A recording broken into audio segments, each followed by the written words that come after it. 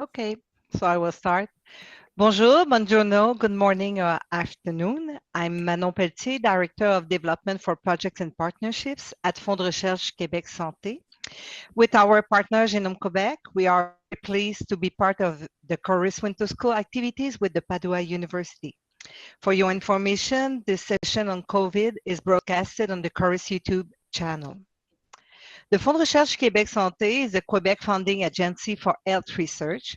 Its mission is to provide financial support for all areas of research in the field of health to support the training of students, careers of researchers, as well as financing the research centers and thematic networks. Genome Quebec is a not-for-profit organization with a mission to catalyze the development and excellence of genomics research and accelerate the discovery of new applications for genomics in health.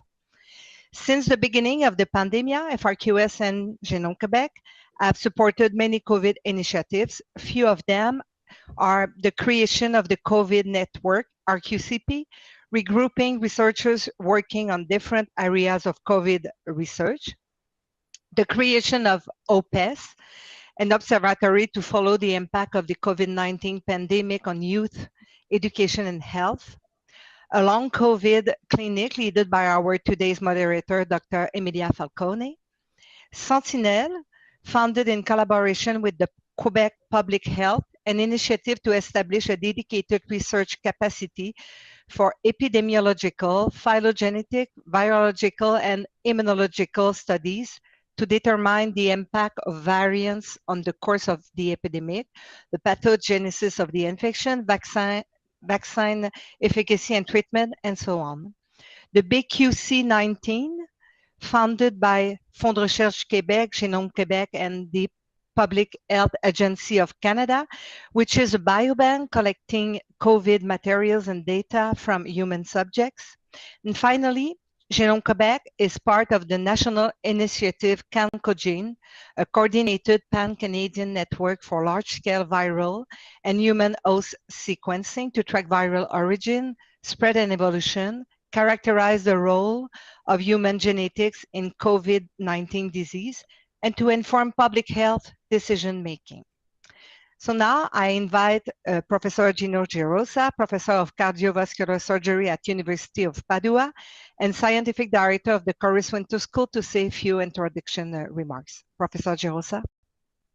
Thank you, Manon, and good morning and good afternoon for the friends from the other side of the ocean. And it's a real pleasure for me to welcome you again. I know that we are reaching the end of the week of winter school, a joint effort between Genome Quebec, CORIS, and the University of Padua. I hope that during these 5 days, there was an incredible exchange of information among scientists from both sides, from the Genome Quebec, University of Padua, and I hope that they can progress networking somehow, somewhere on the topic that they presented. So now I don't want to waste more time. And again, thank you to all the presenters, to all the scientists, and to the audience for this 5 days of extremely interesting interaction. Manon, if you would like to introduce the moderator of this day roundtable. Yes, first of all, thank you, Professor Gerosa. First of all, I would like to thank all the panelists for their participation to this COVID session. The session will be divided into parts. During the first part, each panelist will present in 10 minutes their research activities. You can share your presentation or ask Georgia to do it for you. And the second part of the session will be moderated, the discussion will be moderated by Dr. Emilia Falcone, Assistant Clinical Professor, Department of Medicine, University of Montreal. Yes, Professor Gerosa? Yeah, Emilia, just would like to steal a few minutes to thank all the crew from CORIS side and also for the crew for Genome Quebec for the effort that they put in these 5 days in the organization and the running of this winter school. And also I would like to thank Giorgia Cassandro for her help that has been big help. Yes, extremely. Thank you, Georgia. Thank you, Georgia. Thank you. So for the first presentation, I'm asking Professor Mario Plebani, full professor of clinical biochemistry and molecular biology, University of Padua, to present his research activities. Professor Plebani. Good afternoon. I'm delighted to be part of this webinar. I don't like to present data, but to discuss with you what we are doing. And particularly, I would like to hear other colleagues from Canada and Quebec, because I revised your curriculum vitae and your research activities. So I've selected you, and I prefer to hear from you how your work is progressing. Basically, I'm a clinical biochemist, and my job in this pandemic was, first of all, in evaluating and developing new methods for specific antibodies and function neutralizing antibodies activity before and after vaccination, and we are continuing to work in this field. The second one was to change the paradigm, because we introduced salivary samples instead of the traditional swab, nasopharyngeal or oropharyngeal, with great success. And actually, all the healthcare workers, so the Azienda Ospedaliera of Padova, are monitoring no more with the traditional swab, but using salivary samples. This is a quite non-invasive and totally accurate. The accuracy, in our opinion, is near to 100% in comparison to the nasopharyngeal. Of course, we are using molecular tests for salivary samples, but in the last few weeks, we validated some chemiluminescent assays, which allows to have 100 samples examined per hour in total automation. So this is a field of research we are following. In the last year, I mean from October 2020 until July this year, the employees of the University of Padova have been monitored using salivary samples, and the rate of infection was really significantly lower than the inhabitants of the Veneto region, because we were able to avoid the spread, the outbreak, and the creation of clusters. So I'm confident that we can discuss later on this type of test and what we can do in the near future to share with you our experience. Thank you so much. Thank you, Professor Plebani. Now I'm asking Professor Emilia Liana Falcone, Assistant Clinical Professor, Department of Medicine, Université de Montréal, to present her research activities. Thank you, Manon. I'm just going to take a minute to share my slides.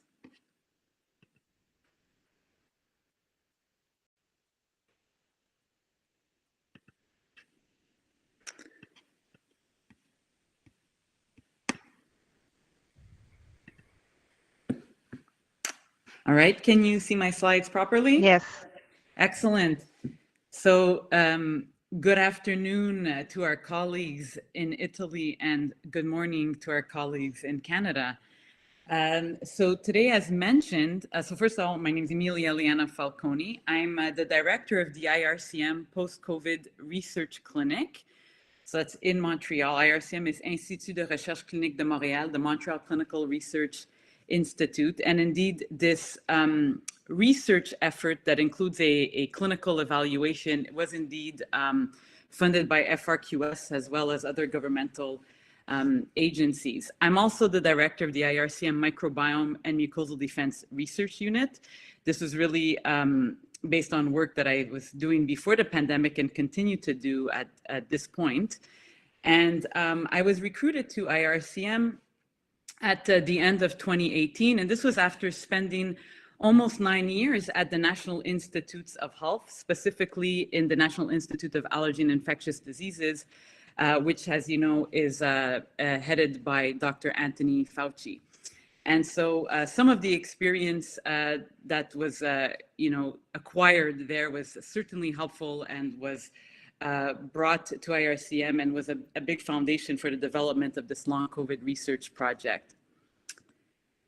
So without a doubt, and really without a doubt, COVID is a pandemic that has tested our resilience. Worldwide, we know that more than 412 million individuals got COVID. Almost 6 million have died. And that leaves us with more than 330 million who have survived the acute phase of the disease. Now, even with a very conservative estimate of 10% of survivors that risk having long-term sequelae of COVID-19, this number is enormous. That would mean at least 1,230,000 Italians and 322,000 Canadians. So one of the big issues with the law, when we talk about long COVID, is the terminology. So we refer to it as the post-COVID condition. That was a term that's been adopted by the WHO and is used in other agencies, or post-acute sequelae of COVID-19, a more scientific term that was coined by the NIH. And one of the advances that was made was that we've come up with a definition. Now, the WHO issued one in October, which basically speaks to individuals who have had a probable or confirmed infection and who are having at least one sequelae that is persisting at 3 months from the onset of the infection. We want the symptoms to have lasted at least 2 months and not be explained by an alternative diagnosis. And we've heard of some of these common symptoms, including fatigue, shortness of breath, cognitive dysfunction, post-exertional malaise. But generally, we would expect that the sequelae has an impact on everyday functioning. And of course, these symptoms have, they can be new, or they could be even occurring after an initial recovery from the acute infection. And to make matters even more difficult, is sometimes these symptoms can fluctuate or relapse over time. The other issue is the question of prevalence. Very difficult to get a real estimation of how many individuals truly have a post-COVID condition. The WHO estimates that 25% of individuals will have a long-term sequelae at 1 month, and that number goes down to 10% at 3 months. In the UK, we have similar numbers at 21%, going down to 13.7% at 3 months. Currently, in the UK, we estimate that 1.3 million people, that's 2.1% of the population, may have long COVID. So they're reporting at least a symptom persisting more than 4 weeks after infection. The million-dollar question, or at least one of the million-dollar questions, is how do we predict who's going to get long COVID? As we emerge, or we're trying to emerge from this pandemic, one of the biggest concerns, even if you make it through with relatively few symptoms in the acute phase, is what is the likelihood that you might be one of those unfortunate individuals that's having symptoms beyond 1 year post-infection? So some studies have come out, and there was a really provocative study that came out in Cell just in January. And here are some of the risk factors that have been sort of raised. So we know that you can get long COVID irrespective of the initial severity of the infection, but certainly if you have a more severe infection, if you've been hospitalized, there's a high chance that you'll have a long-term sequelae. There's been associations with having correspondingly more than 5 symptoms during the acute infection, having a higher BMI, being female, having asthma or COPD, having poor pre-pandemic mental health or poor general health. We know that it tends to affect individuals who are more in the middle age, so 20 to 70 years of age. there seems to be a signal with type 2 diabetes, having a high SARS-CoV-2 RNA load in the blood. EBV viremia, although is this really a risk factor? Is it a consequence of the infection? And there's been some signals related to specific autoantibodies. So clinical profiles that we see, there's the patient who was in the ICU, and they'll have, sequelae that are associated with just being in the ICU. There's patients who may have serious sequelae. Often these were hospitalized during the acute phase, so we have a concrete complication that's been diagnosed. And then we have this large amount of patients with a much less specific illness, often dominated by fatigue, brain fog, and or breathlessness. We tend to see, again, the age is a little bit older with those who've had long COVID if they were hospitalized in the acute phase.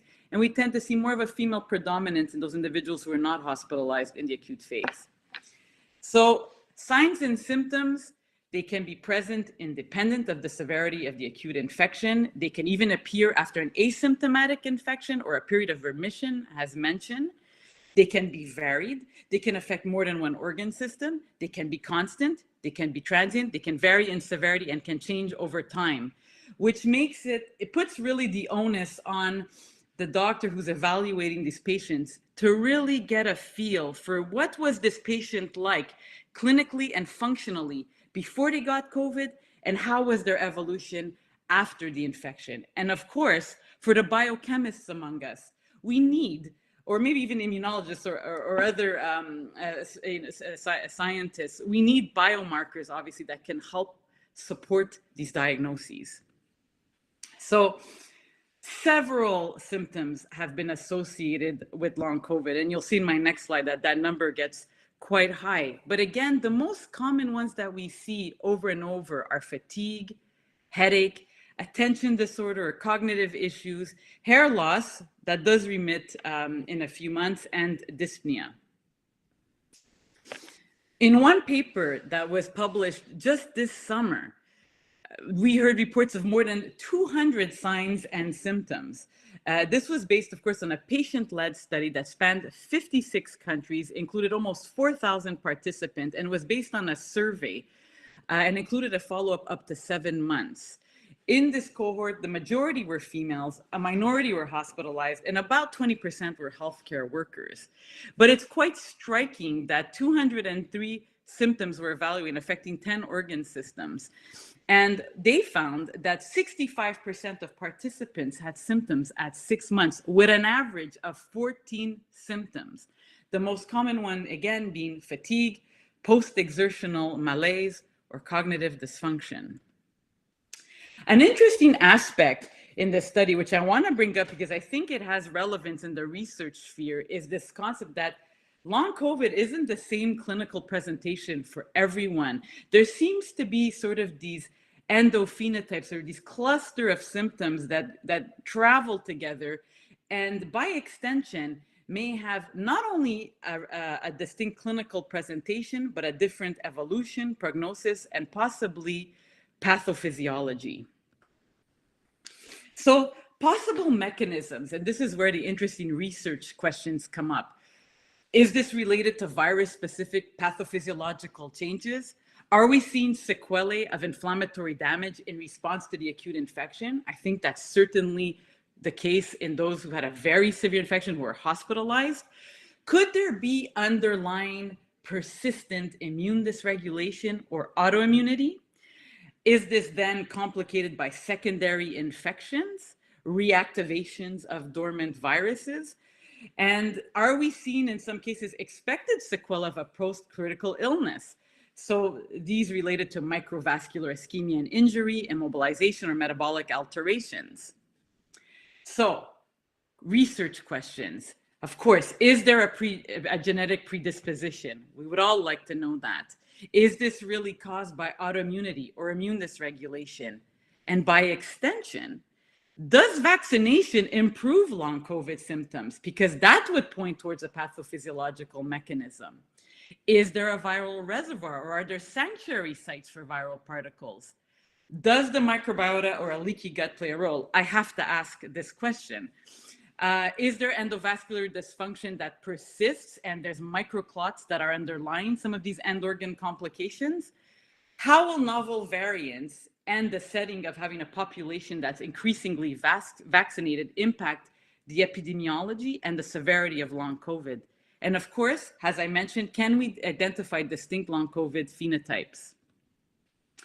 So at the IRCM Post-COVID Research Clinic, our objective is really to comprehensively evaluate the long-term complications of long COVID. Doing this, we also are establishing a biobank, and our goal is to really elucidate the pathophysiological mechanisms underlying the post-COVID conditions, and this with the goal ultimately of uncovering novel therapeutic targets. So I'm going to give you a brief overview of how our clinic functions. I think this will be helpful to fuel our discussions as a group. So all patients who come to the IRCM Research Clinic are enrolled in a research protocol. So it's not a traditional clinical service. Our eligibility criteria are relatively large. Individuals have to have had COVID, be over 18, understand English or French because there's a lot of questionnaires, and be in a geography where they can attend the visits.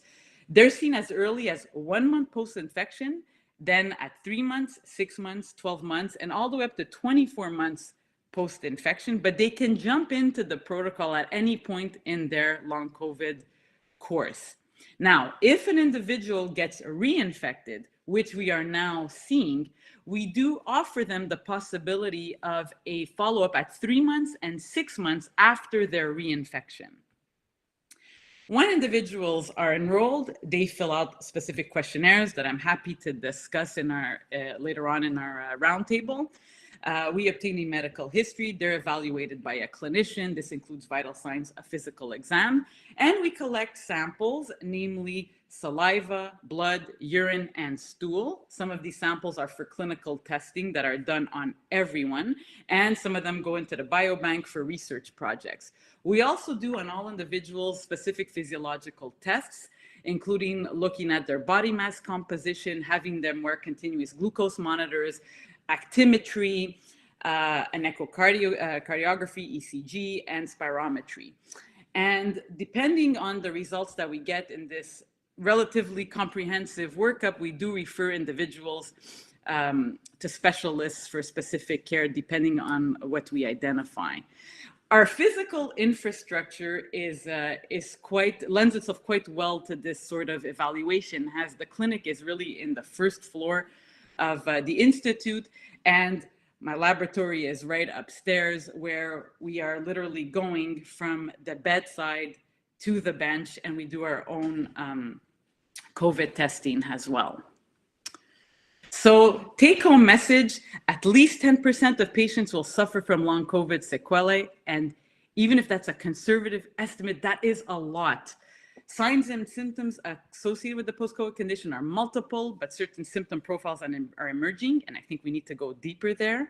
Understanding the mechanisms underlying this condition is essential, and is going to help us uncover novel therapeutic targets. And of course, this is a big job. Collaboration is essential, and I really hope we could walk away from these discussions with some new friends and new colleagues and new collaborations. All right, so I'm going to end my show. Thank you very much, Emilia, for this very informative presentation, and I can't wait for the discussion afterwards. So I'm introducing now Dr. Michele Tunon, Medical Director, Hygiene and Preventive Medicine, Veneto region. So can you present your research activity? Hello, I will share some my slides for presentation. I want to start by thanking the organizers for the opportunity to participate in this moment of discussion and analysis. I'm a medical doctor with a specialization degree in hygiene and public health. For the last 2 years, I worked at the Regional Directorate of Prevention and Food Safety of the Veneto region. The Directorate for Prevention and Food Safety ensures regional coordination planning, and programming of all public health activities, in line, of course, with national guidelines. With this opportunity, I want to share some of our experience about the role of the public health departments of the regional health system in the fight against COVID-19 pandemic. The Veneto region is in the northeast of Italy and has a population of almost 5 million citizens. The regional authority has a role of control and management of regional health system, which is composed by 9 local health units. Each local health unit has a department of prevention, which is in charge of all public health activities.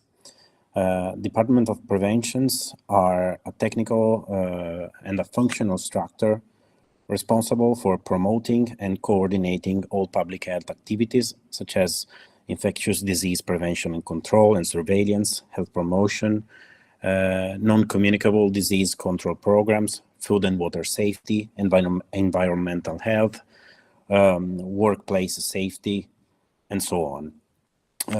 So in the Regional Health Service, Department of Prevention have a strategic role in promoting health and the well-being in a sustainable way by enhancing self-empowerment, reducing health risk factors such as tobacco use, alcohol consumption, physical inactivity, and so on. Their mission is so to increase people awareness of their own health and that so to work for a better health of the community.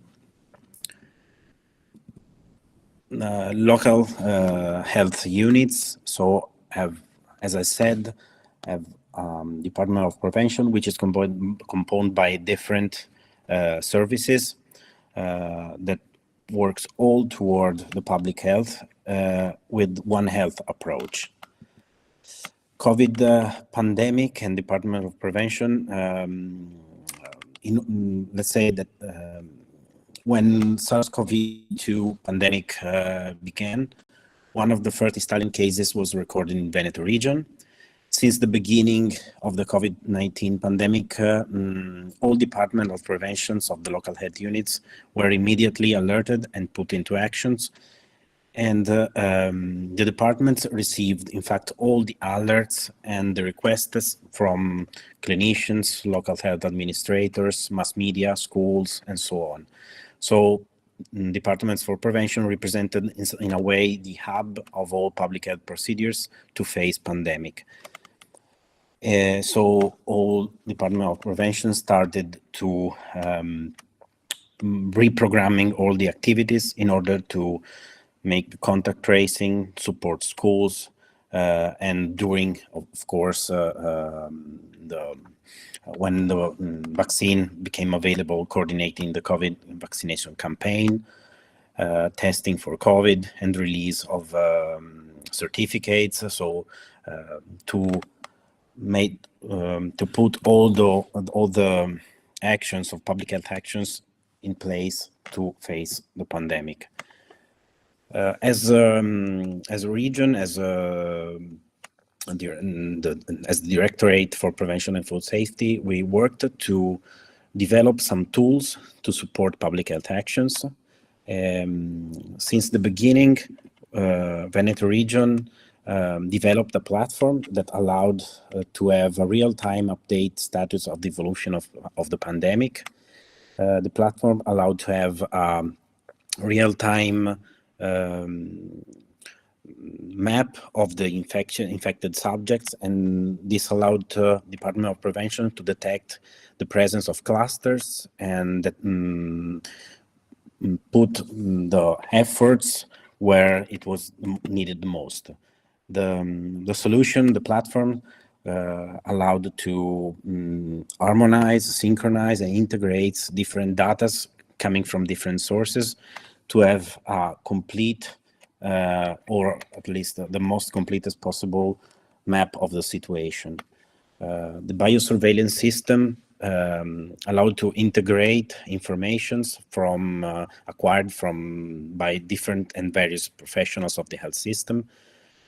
The work was a lot of work was done to have a real-time surveillance about the epidemiological situation.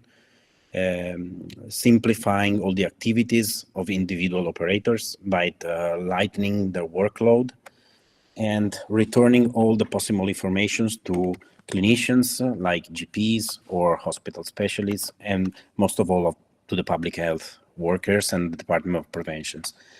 And of course, the biosurveillance system of Veneto region allowed us to send and to transmit all data to the Italian Ministry of Health and to Istituto Superiore di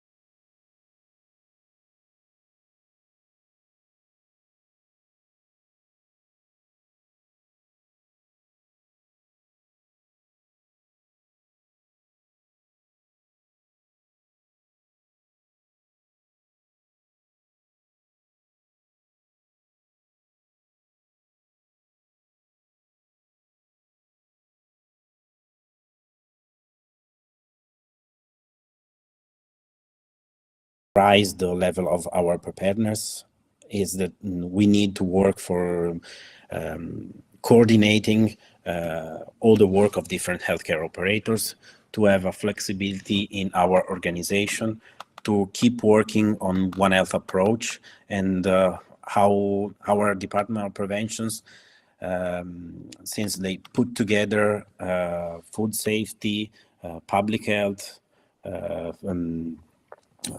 environmental health and veterinary and so on, can give us this opportunity to work in an intersectional approach, and most of all has a centralized data collections to allows us to have an epidemic surveillance that can be complete and precise and in real time, so we can really share information and decide which interventions needed to be put in place the most.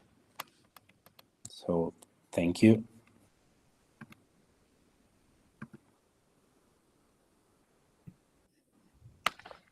Thank you, Professor Tunon. Very interesting to see different ways of organization and response to the pandemic. So now I will ask, is Professor Righi here now? Oh, no, it's Dr. Tyers. Sorry. I think that she's connected. No, but I just jumped one person, so that's okay. Okay. Sorry. So I will ask Professor Michael Tyers, professor at Department of Medicine, University Montreal, to present his research activity. Mike, it's yours. Great. Thank you very much. And thank you to the organizers for the invitation. What I'd like to do is give you a little flavor of some of the work that we've undertaken in the last 2 years. I'm not a virologist. I'm not a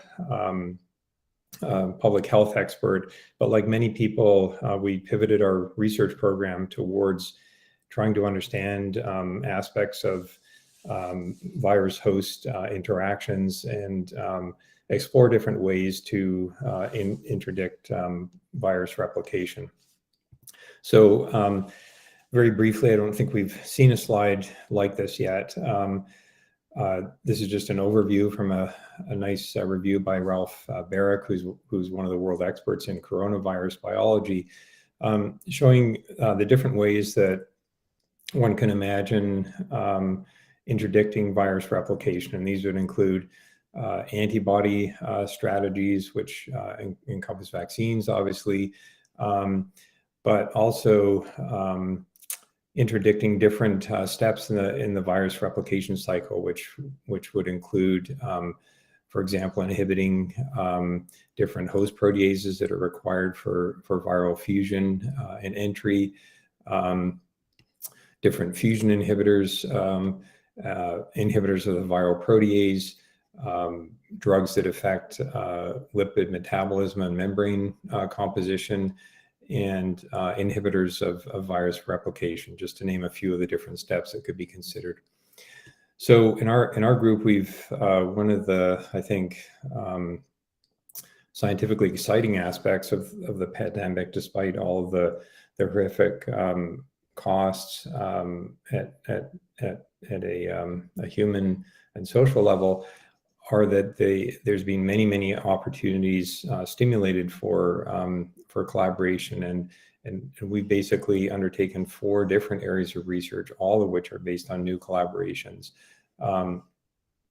So we've carried out work on trying to devise different screens for inhibitors of virus replication. I'm not going to talk about that, but I'll mention it in case anybody's interested in the discussion. We've been very interested in trying to identify host targets as antiviral, possible new approaches to developing antivirals, and I'll talk to you a little bit about genome-wide CRISPR screens we've carried out. In terms of drug discovery, we've engaged in some new collaborations with our colleagues here at the University of Montreal on AI-driven drug discovery. And then finally, in yet another collaboration, we've been working on an idea to use what are called synthetic biotics as potential therapeutics to block virus infection and replication. So I'll touch briefly on 3 of those areas. So genome-wide CRISPR screens have really brought mammalian and human cell biology into the era of systems genetics, and it's been exciting in many different areas of biology and disease. And so the idea is that a genome-wide CRISPR library will effectively have knockout or loss of function of all human genes. Those libraries can be generated in a pooled format, and then the pool is subjected to any selective pressure, in this case, virus infection. So we begin basically with the pool, and these experiments can be carried out in many different cell lines.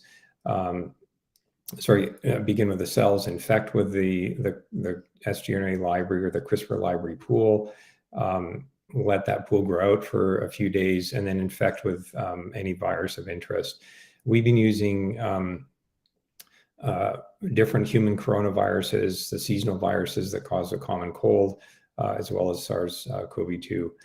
And so the idea is that that if there are human genes that are host genes that are required for virus infection, and those genes are knocked out, those cells, those clones will become resistant to the virus, and they will start to dominate the population. And conversely, if there's a gene which, when knocked out, sensitized to the virus, those will deplete more rapidly than average, and we can identify those depletion and enrichment events by next generation sequencing. So we basically end up with a plot like this, where we have resistance genes become enriched and sensitization genes become depleted.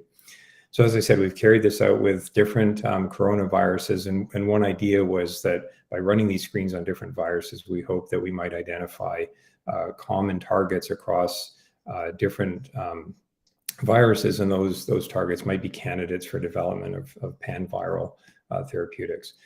So I'm not going to show much data. Here's just one plot from an early screen we ran using a human seasonal coronavirus 229E in HUH 7.5 liver-derived cells. And what you can see here, here's that kind of volcano plot where we end up with resistance genes that outgrow in the pool and sensitization genes become depleted. And it's probably a little hard to see here due to the screen resolution, but we identify the receptor, the known receptor for this virus as a major resistance gene. And another gene here, TMM41B, had recently been identified by Charlie Rice and his colleagues as another host factor required for viral replication. I just want to make one point about the value of these genome-wide screens is that there was analysis done in 2020 looking at the genes that had been implicated in COVID-19 biology. And those genes, like most of the literature, were heavily enriched for just a small fraction of the human genome. So basically, 80% of human genes were essentially dark for their role in COVID-19 replication. And these CRISPR screens are revealing kind of this genetic dark area that's required for virus replication. So I just wanted to get across one concept that the obvious host targets to disrupt virus replication are the genes that are required for replication, so receptors and proteases and so on. But there's another idea that's embedded in these screens, which is that it may be possible to identify targets which we would refer to as synthetic lethal targets.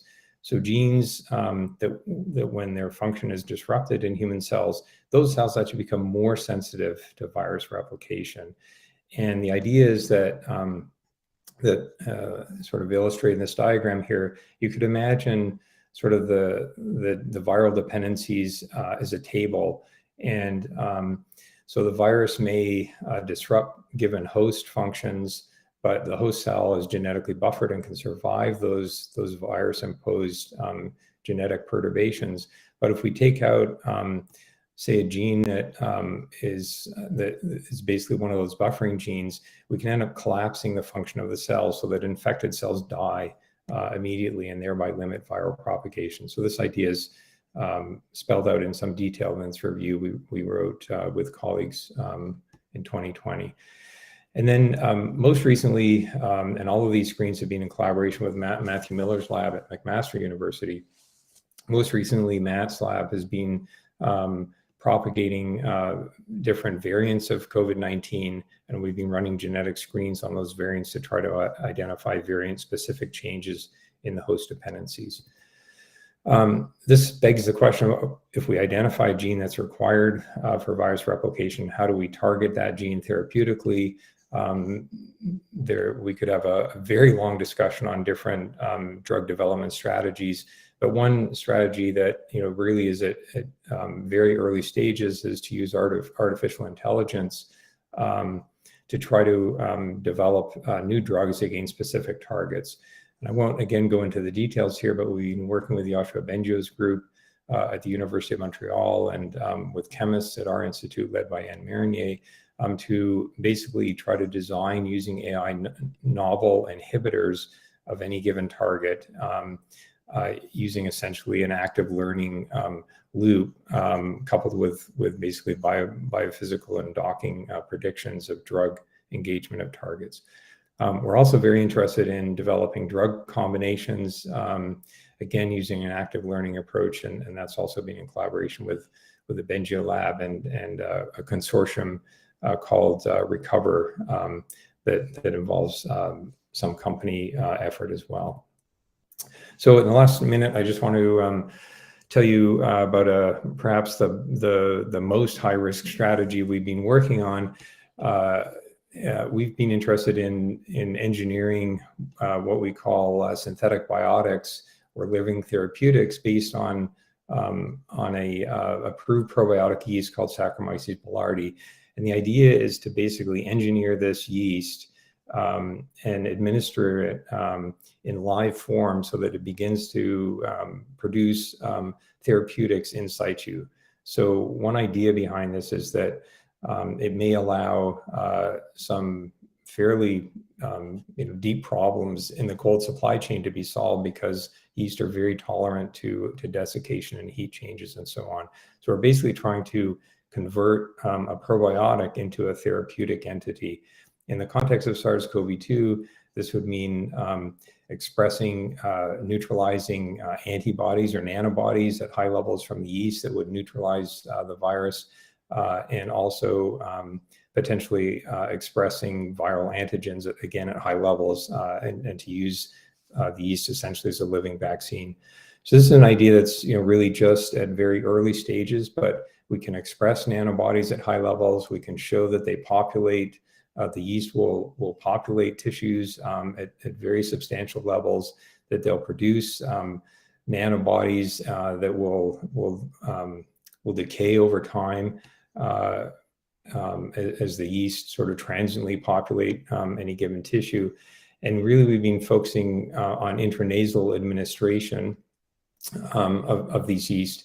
And in preliminary experiments with MassLab, we can show that yeast mice that had been exposed to these yeasts that produce neutralizing nanobodies not only survive longer, but have less severe symptoms such as weight loss. So I think this idea of intranasal vaccines is an interesting topic for discussion. And Matt Miller and his colleagues published a very nice paper just a week or two ago in Cell, showing an adenovirus-based intranasal vaccine had very, very good efficacy. So I'll stop there, and thank you for your time, and look forward to the discussion. Thank you very much, Mike. And our next presenter is Professor Elda Righi, Professor of Infectious Diseases, University of Verona, School of Medicine. So, Professor Righi. Thank you very much. I actually do not have a presentation, and I will just briefly highlight what we are doing at our department. I think my activity is quite close to the one that Dr. Falcone has presented, as we actually have a lab quite close to our long COVID ambulatory in Verona. I'm a clinician, I'm an infectious disease specialist, and I work as associate professor of infectious diseases in Verona, in the Veneto region, as Michele has presented before. I have a clinical background, but I've worked in the past in the United States, completing a PhD in immunology. So I have a deep interest in the immunological aspects that are prevalent and so important also for COVID-19. Our field of research at the moment is deeply connected to a big European study that was funded during the Horizon 2020 call, that is called Orchestra study. And our work package 2 focuses on the cohort of COVID-19 patients that are experiencing long-term symptoms. So is deeply involved, or we are actually trying to understand what's going on with the long COVID, as Dr. Falcone presented before. We started this activity actually by chance from February 2020, when we started to call patients back at home to know how they were feeling, what was going on, as they were quite, as you know, at the very beginning, I'm not saying abandoned, but they went back home and they didn't really talk too much with doctors. And we soon understood that something wasn't right, and they were experiencing symptoms that were actually lasting longer than we expected.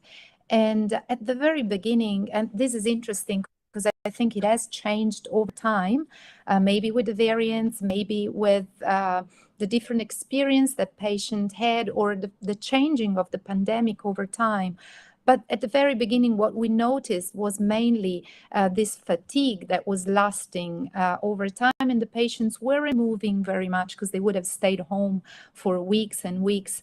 And then a plethora of new symptoms arrived, including symptoms that were not there at the beginning, lots of tachycardia, or neurological symptoms or psychiatric symptoms that became more evident with time.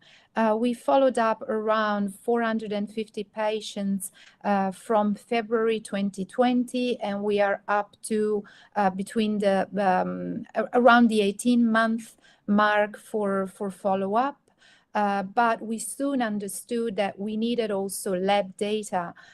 We decided to set up a study for the microbiome and the gastrointestinal changes, collecting patients' stool. And also, it was also evident that many patients during their hospitalization were experiencing different problems. The ones that ended up in the ICU had resistant infections, and that may have also affected the fact that they had to assume a lot of antibiotics. So another field of research that I think is very interesting also when you study new, your presentations were fantastic and very interesting, but new drugs as well and new targets. What patients experience were also, besides long hospitalization, assuming different drugs, steroids and a lot of antibiotics, unfortunately. These may have disrupted the gut microbiome, but also selected new resistances. As you correctly mentioned, we also see a lot of outpatients also experiencing long COVID. We were able to publish 2 papers on long COVID. The last one that went online, I think a week ago, was on our cohort of the initial patients that we enrolled starting from February 2020. And we described their symptoms up to 9 months. We still didn't have lab data, so this was a major limitation of our paper. We mainly followed up patients over the phone, and we observed, and that has been reported by other studies, that the number of symptoms that they were about what they were complaining at the beginning was also affecting the overall duration of the symptoms. We use Kaplan-Meier curves to look at the kinetics of symptoms over time, and we saw how fatigue was really lasting a long time, especially amongst patients, of course, that were in ICU or were older or had hospitalization. The fact that you're trying to get to the point, the main point, so trying to understand what are the main reasons for long COVID, or probably there are many, or they overlap, it's crucial, because these patients really have a big impact on their quality of life. We tried to measure the differences between what was happening to them before COVID, because we were able to interview them at the very beginning of the disease, and what happens now after 9 months. And a big number, a big percentage wasn't able to recover 100% compared to how they were at the beginning. Another interesting point is also try to find, and that has been explored, of course, in the literature before, I'm not saying anything novel, but maybe the type of test that can actually measure how the recovery of this patient trying to find a normal, going back to their normal life can be actually measured. We even try to use the Barthel score or St. George respiratory questionnaires. They all had issues, or they were not measuring exactly what the patients were doing, but from the collaboration with other specialists, the neurologists or even the geriatric department were very familiar with some of the tests. We got very good ideas. So I'm going back to what Dr. Falcone was saying before. So finding new collaborations together, or sharing what we are doing together could really help to find something new in this type of research. My lab part of the research is mainly related to the microbiome changes that this patient may experience. Here as well, there may be many confunders, because it's difficult to find the patient that hasn't had other changes that were concomitant to the COVID-19. And of course, it would be useful to have before and after the disease or the treatment samples, and that is obviously very difficult now. And what the vaccine, of course, can have done or may have changed over time. So these are all ideas or things that we are exploring at the moment, but I'm sure that talking to you and having a fruitful discussion will bring collaboration and new ideas together. Thank you very much. Thank you very much, Professor Guy. So now the last presenter, Professor Nathalie Granvaux, Professor, Department of Biochemistry and Molecular Medicine at Université de Montréal. So Nathalie, I can present. Thank you, Manon.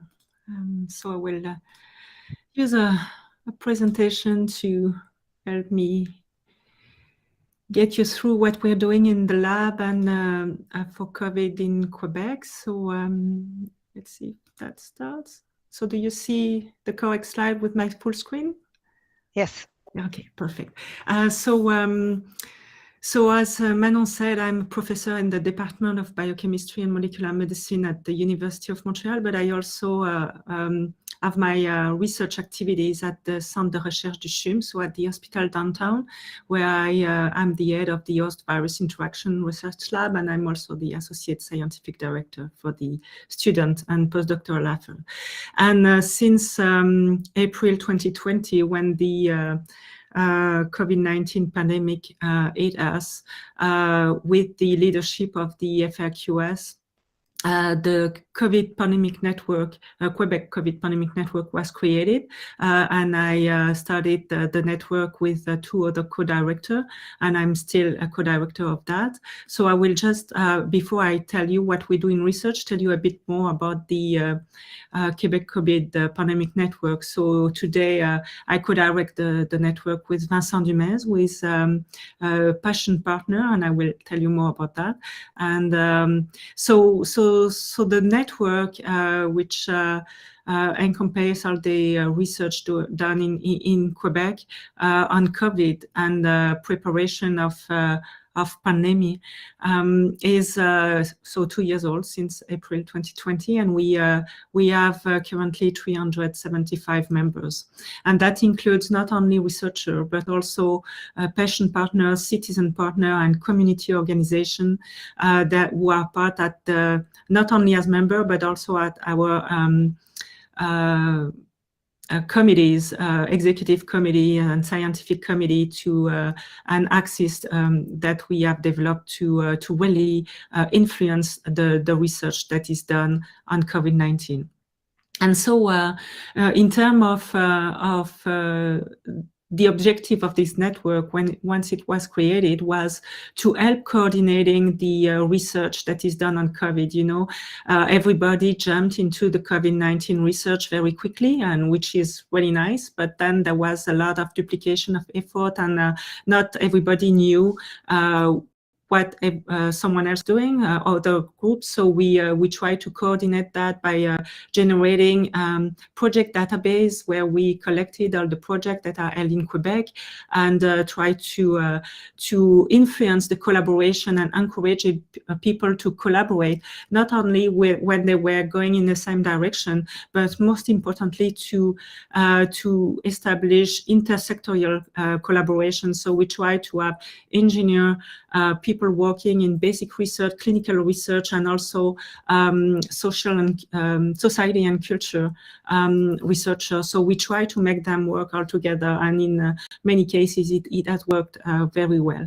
So and the expertise, we try to build the expertise not only for this pandemic, but also to try to learn throughout the years that we go through this particular pandemic of COVID-19 to help build a better system for the next pandemic if we have to face. And I speak about pandemic, but it can be also any other health crisis. So we try to make the preparation for improving our society in this way.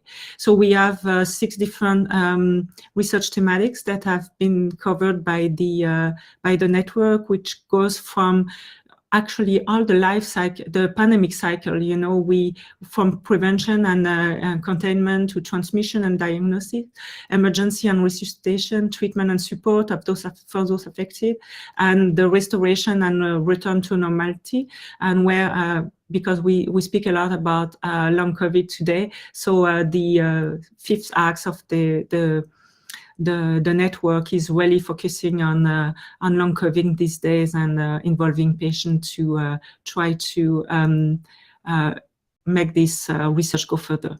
And the sixth thematic is the systemic level, because what we want to do is also accelerate the translation of the research that is done to the society, to the organization, to the authorities, to the public health agencies, and also to the society, the economic network that we have, who can for example, I will take one example we have worked a lot with is the personal protection equipment, and so make the transition so that we have companies in Quebec who can supply the required equipment.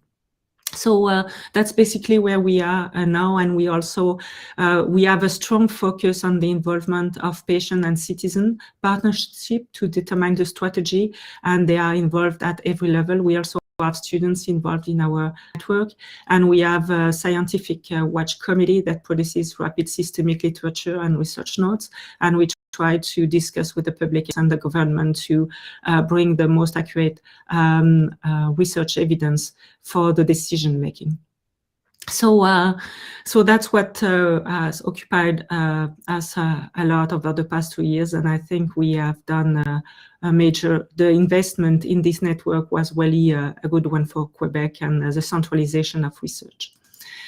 So to come back to what I do with my team, so we have been focusing on respiratory viruses since I have been an independent investigator, so 17 years ago, and we have been interested in many respiratory viruses, and so we speak a lot about SARS-CoV-2 today, but you know, it's part of a long list of respiratory viruses which humanity is facing with more or less severity.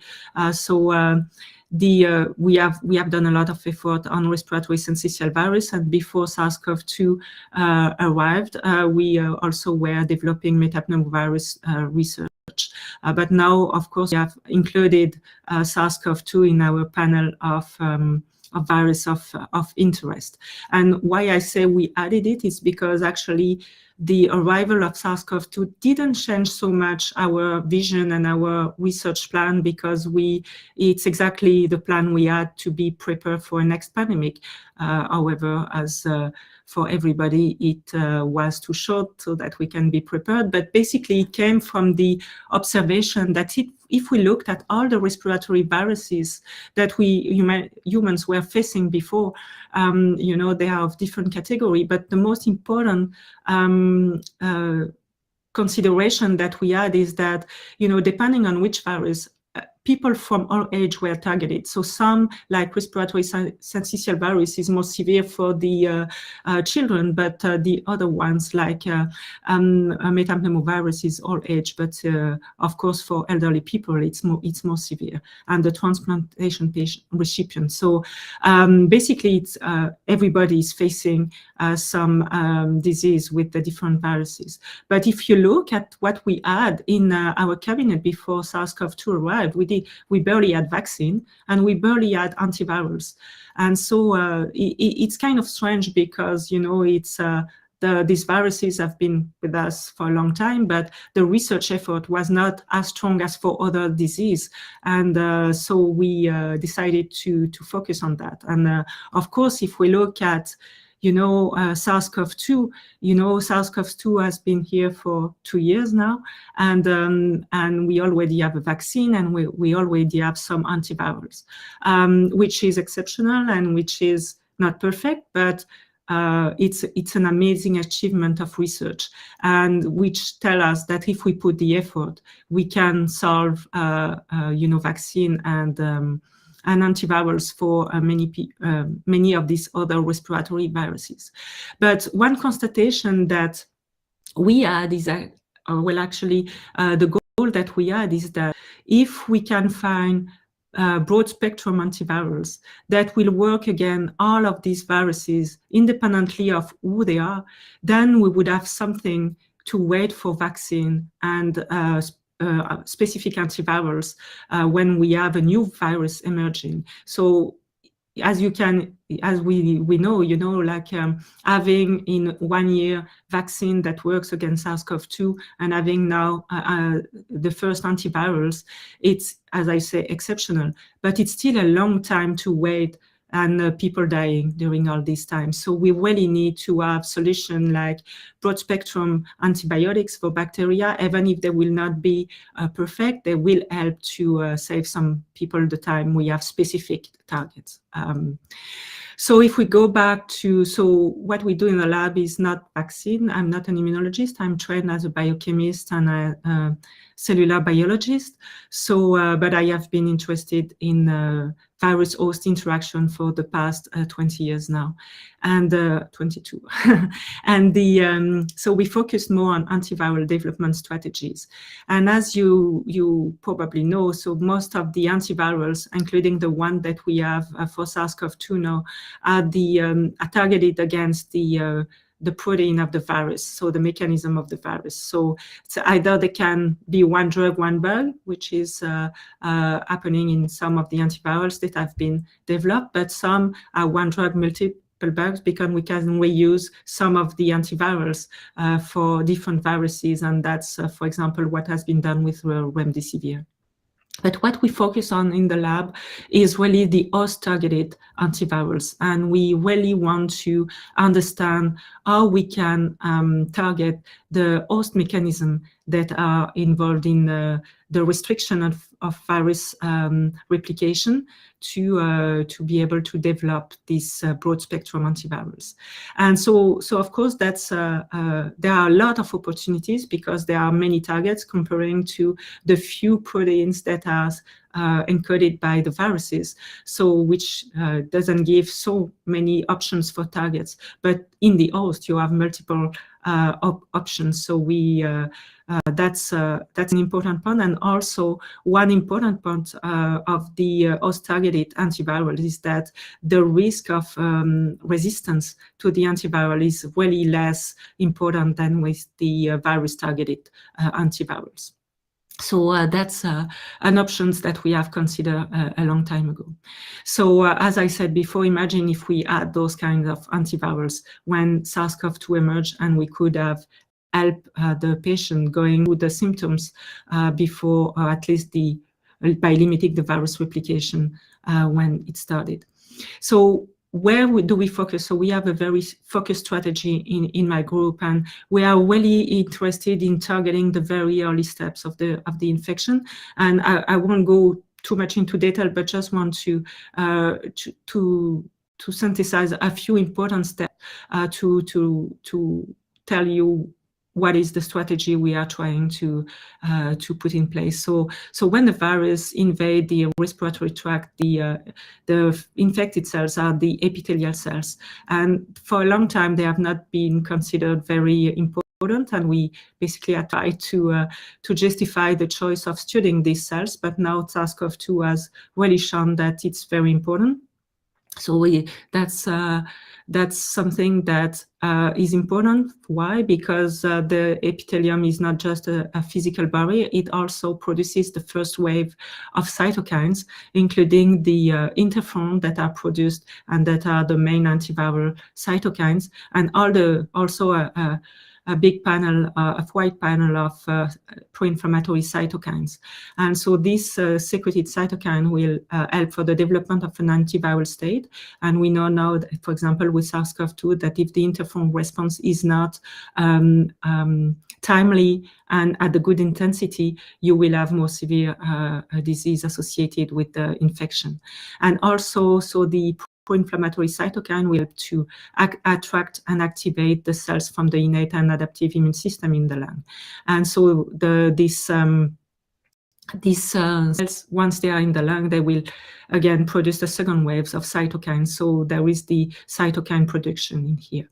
So the problem with SARS-CoV-2, and it's the same for all the viruses, is that they found ways with the different proteins that are encoded to diminish this antiviral response, mainly the one induced by the interferon response. But on the other side, they increase the inflammation.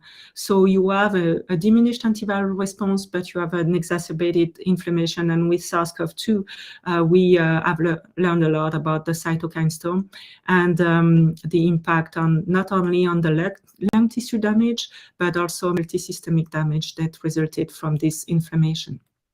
And that's a pattern that we see with other respiratory viruses, such as respiratory syncytial virus. So the goal of my group is really to generate fundamental knowledge of host-virus interaction to identify new opportunity to develop antivirals. And we really focus on this very early interferon and inflammatory cytokine production to try to find targets for broad or narrow spectrum antivirals. And what is important to me is that we really break down the silos of virus-specific research. And I think it's even more important now with the SARS-CoV-2. We need to learn from what we know from the other viruses. There are some transversal mechanisms. They are specific from SARS-CoV-2, but there are many things that we can learn from the other viruses and mechanisms that are shared. And that's the one we want to focus on. So our strategy is to find molecules that will increase the antiviral response, but at the same time will decrease the inflammation or tissue damage, or at least not exacerbate the inflammation of tissue damage. And for that, we want to find druggable host switch that increase this antiviral response while not at least increasing the inflammation. And that's not very simple, because in terms of the biochemical mechanism that occur in the epithelial cells, both mechanisms are regulated by the same pathway. So we really need to know more to find this switch that will not trigger one and the other. So the option is initially, before the SARS-CoV-2 started, I always thought about a single molecule, but the more and more I think about it, I think it will be probably a combination of drugs that will be successful, and a bit like what is done with HIV. You know, if you use the tree therapy instead of a monotherapy, and also because of this equilibrium that is important for antiviral and inflammation, because the inflammation, even if it's damaging, it's essential to fight the virus. So I'm thinking more of a dimer model, where you can decrease this inflammation, for example, but not switch it off completely. So that's the parameters we are working with. So just, I don't want to go into too much detail, but just give you a few heads up on lines that we are following these days. So we have been working for a few years now on the autophagy pathway that is involved in the response to virus infection. And for example, with RSV, we found that so the interplay between autophagy and the virus is a bit tricky, but we found that if we increase the level of autophagy in epithelial cells, we can decrease virus replication. So we have started to screen for autophagy-inducing drugs, and so we have set up assay where we can measure at the same time in the same screen the virus replication using a virus that is fluorescent, and we also can measure the increase of autophagy, and we can also measure the cytotoxicity, all in high content cellular imaging. And as you can see here, for example, as example, we can measure the increase of autophagy and the decrease of virus replication. So we are working on this line with autophagy inducing, and we try to develop those screens with other pathway that we are studying. A second pathway that is probably the main interest of my lab for the past 15 years. We study a lot the Redox Pathway, so everything that is related to oxidative stress. And we know with SARS-CoV-2, with other viruses, that there is reactive oxygen species which are induced, and some data even show that there is a correlation, at least in some patients, with the level of oxidative stress, the diminished level of glutathione in the lung, which correlates with the long COVID. So what we have done over the past years is to not only identify the source of this ROS, but also identify the target sites in proteins in vivo. And so we try, why? Because those two are the druggable part of the mechanism, and also the target sites can be used as biomarker, and we hope we can develop those kinds of biomarker in the future.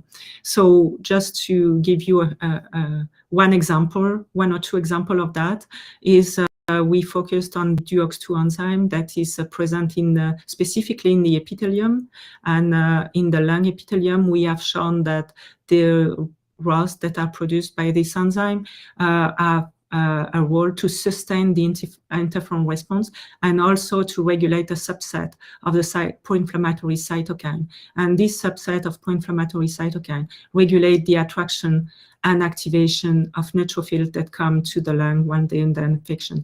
And we know in SARS-CoV-2 that neutrophilia, like in pathogenic influenza and RSV, neutrophilia is a component of the damage that is occurring. So what we try now to move on is to define drugs that can target this protein in here. There have been a lot of effort by others, but for now everything failed. But we're not giving up on that.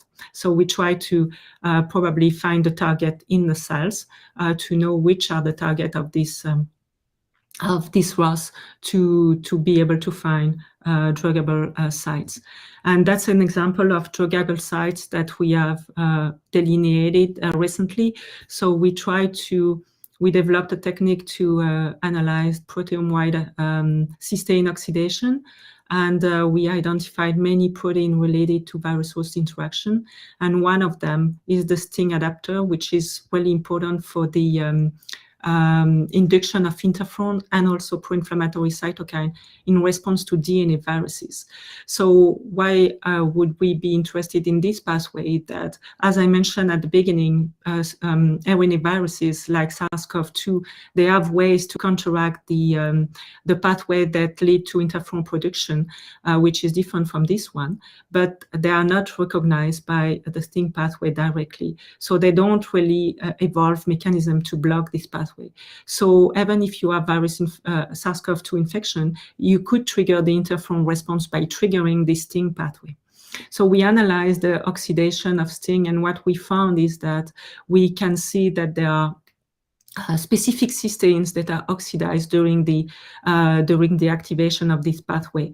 In here, so there are two types of cysteine, and one is really essential for the activation, while the other one, the oxidation, is necessary to stop the activation so that it doesn't continue continuously to be activated after the infection. So we try to see how we can target these sites to control interferon production by this pathway, and either turn it on or turn it off. So that's basically what we do. And with the pandemic coming, as I mentioned, we used to work with viruses that were in BSL-2 confinement laboratory, but we received funding from federal government and provincial government in here to upgrade our BSL-3 to work with SARS-CoV-2. So now we amplify and work with the SARS-CoV-2 variant of concern. We start the association with the Canada-wide Covenant Network, which is funded to analyze variant of concern. And we also use GFP viruses, as I mentioned. And we have different type of models that we use, the Vero and Cali3 cells, which are classical in this study, but also we are lucky to have the access to primary bronchial and alveolar epithelial cells from the FRQS Cell and Tissue Biobank, which is also at the CHUM and led by my colleague, Dr. Brochiero, who is developing the air liquid interface, so the differentiated airway epithelial cells to work with. So just to finish by thanking the funding, and just mention that also very quickly at the beginning of the pandemic, we developed 3D printed swabs when we were missing stocks in here in Canada. So we worked with the engineer and physicist in here at the CHUM. So now we have a full production line in the lab to make these 3D printed swabs. So I will stop here. Thank you very much, Nathalie, for this very nice presentation. Now I think we can, in the schedule, we have a bio break for 10 minutes. So if everybody agrees, we will start again around 10:28 to be able to start around 10:30. 10:30 means 4:30 for our Italian colleagues. So we'll take a break and come back in 10 minutes. Thank you. Thank you.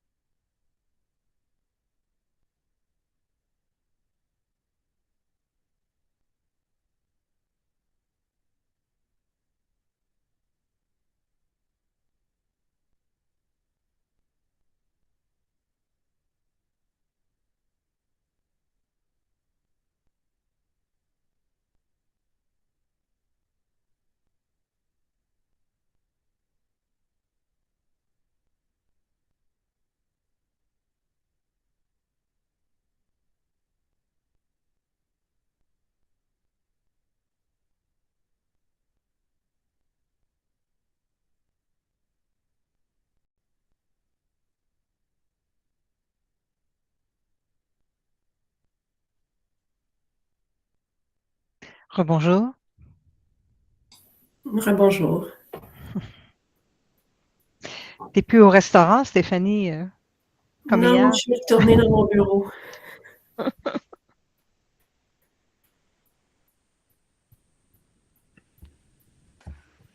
Bonjour.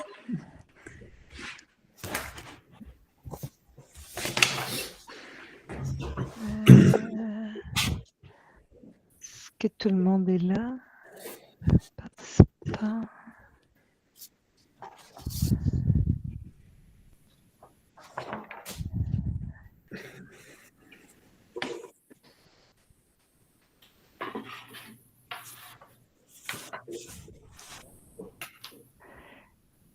Is Dr. Riggi and Dr. Tunon there?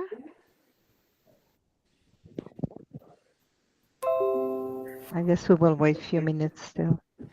I'm here. Ah.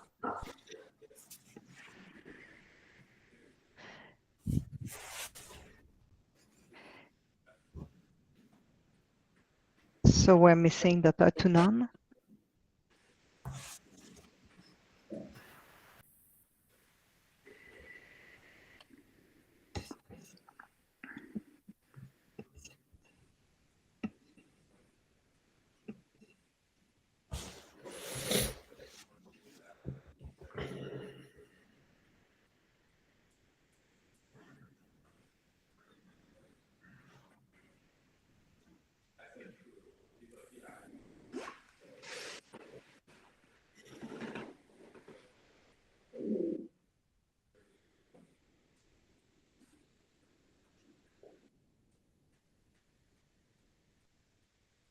Okay. Should we start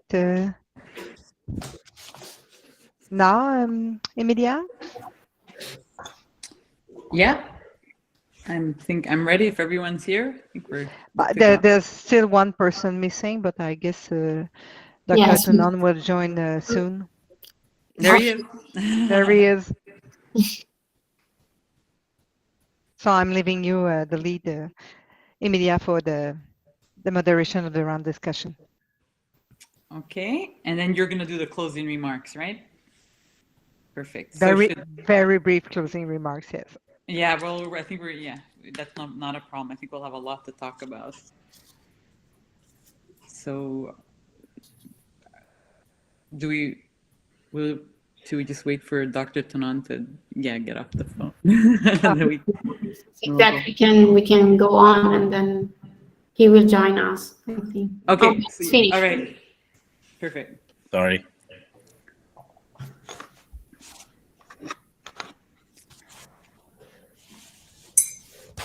All right. So are we on?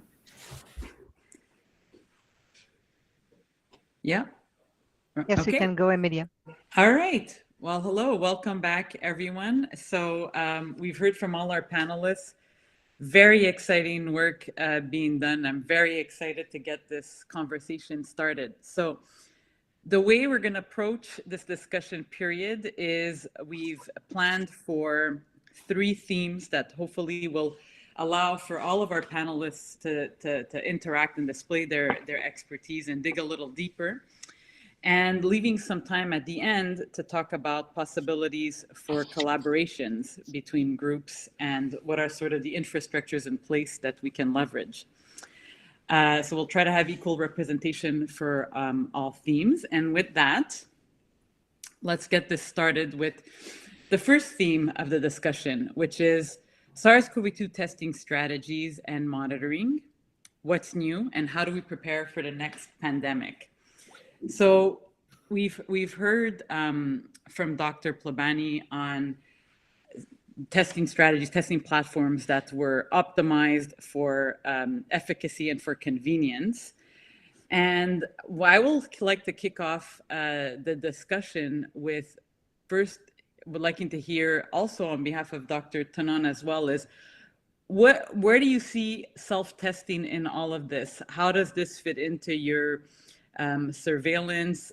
Do you still have active testing centers? This is something that's sort of changed here in Quebec. So I'd like to get a sense, first and foremost, what is your current setup with testing and surveillance?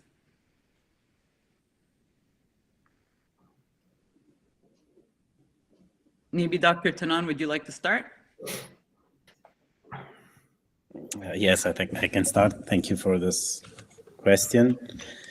Of course, testing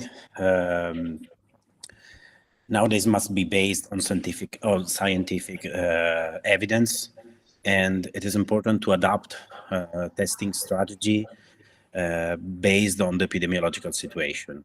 So we need to have clear what are the main objects of testing. Testing is important to control transmission, to monitor SARS-CoV-2 transmission rate and severity, to mitigate the impact of COVID-19 in healthcare and social settings, and to detect clusters or to maintain, once it will be achieved, hopefully, the elimination of COVID-19. So it is really important that all public health policies that we are going to put into action will be flexible and adapt to evolving situations. So, of course, also the type of the testing, like PCR or rapid antigen test or self-test, all together can be used to coordinate a comprehensive strategy.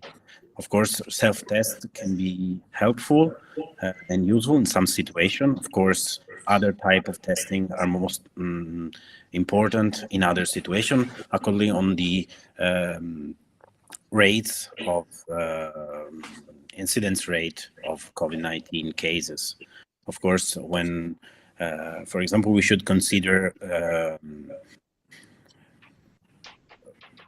implement a testing strategy based on the epidemiological situation. And recently, ECDC said that it is important to adapt the situation according to the notification rate, and when it's higher of 500 cases per 100,000 inhabitants, of course, we need to adapt, because the main object is to have prompt test and to test all the symptomatic patients. So in order to do this, we need to adapt the strategy and to use all different approach, and of course to keep the capabilities and the efforts of the testing availability. Of course, we still have COVID point test in our region. Now with the incidence that is lowering, we are needing less tests. We're seeing a reduction of tests needed, both for contact tracing strategy or for testing symptomatic patients, but we still need to have them in place in order to see what's going on in the next few weeks. Mm-hmm. So it sounds like you're pairing with the testing with the need according to the incidence in the current population. So you're matching the needs. It sounds like you are integrating self-testing. What about reporting of positive results and contact tracing in the setting of self-testing? Do you have a mechanism in place to account for those positives? Not at the moment. At the moment, we are saying that when a self-test is positive, we need to confirm it. So we need to refer to the general practitioner for a confirmation test. At the moment, this is the strategy of our region. But of course, we are discussing about this, and there's a discussion at the national level on how we could use the positive self-test. At the same time, recently, Italy introduced the possibility of using the self-test in some situation at school, in contact tracing at school. But the main use of this is to see if the students are negative. So if it's positive, they still need a confirmation test with the test performed by a healthcare operator. And are the self-tests made available to individuals freely? Is this something that's accessible to the schools and to the general population? Not on their people who want to use self-test. They need to pay them at the moment. It's not free. It's not paid by the healthcare system, but it is possible to use them, but paying them and buying them at the pharmacy or other levels. Okay, so we have a question from Dr. Granvaux. Yes, I have a question following that. So in here at the at the top of the wave, especially the Omicron wave, our capacity of individual testing by PCR was completely overwhelmed. So we switched. We included the self-testing antigen test to be able to track the people who were contagious, and so because we were not able to test everybody. So how did you manage to be able to continue to test individually people in this wave? It's kind of overwhelming. So how was your system in place so that you can manage to do that?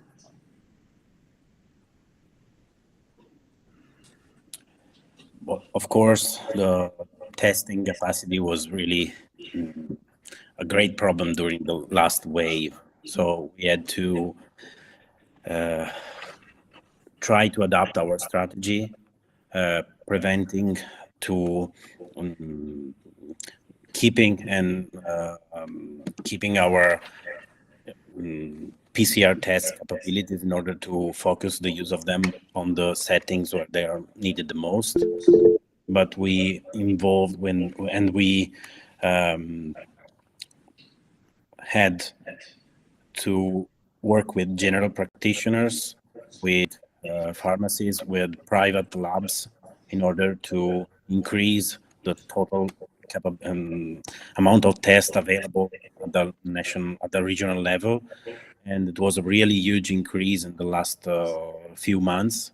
So, but of course, at some point of the epidemiological wave, we couldn't, of course, make all tests available for everybody who needed it the most. But we tried to focus on symptomatic people, so in order to have the diagnosis and see if it was COVID or not, of course, in the winter season. Mm-hmm. We have Dr. Plebani who's raised his hand. Yeah, let me add some insights in this question. I believe that testing was and is a moving target because at the beginning of the pandemic, we really understood that the detection of pre and asymptomatic subjects was so important because the disease, particularly for older people, led to die a lot of individuals. The second time when the antigen, not the rapid, the antigen test was introduced, what was wrong at the beginning was that the strategy of testing should be changed because decreasing the analytical sensitivity should be replaced by a more frequent testing. And this was learned late. Now, with the Omicron, the problem is that the testing, what it means, if most of people are absolutely asymptomatic, and therefore the number of people detected, this is just a question of the quarantine, not related to the disease severity. So it's very important to understand that testing is and was related to the type of virus and the type of disease. So it's changing. No doubt about this. And now self-testing should be introduced because in many settings it's very important to have this type of option for people. Much better than in pharmacy, testing in pharmacy or in other settings.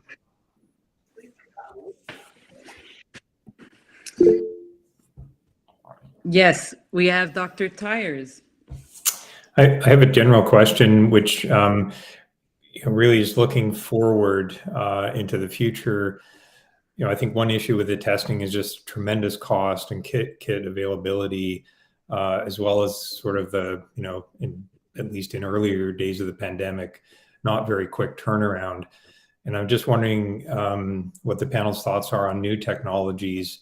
What would be the ideal test scenario? How do you see any technologies on the horizon that may improve testing and surveillance? And then most generally, should really there be general testing for all respiratory disease in order to more rapidly identify new pathogens as they emerge?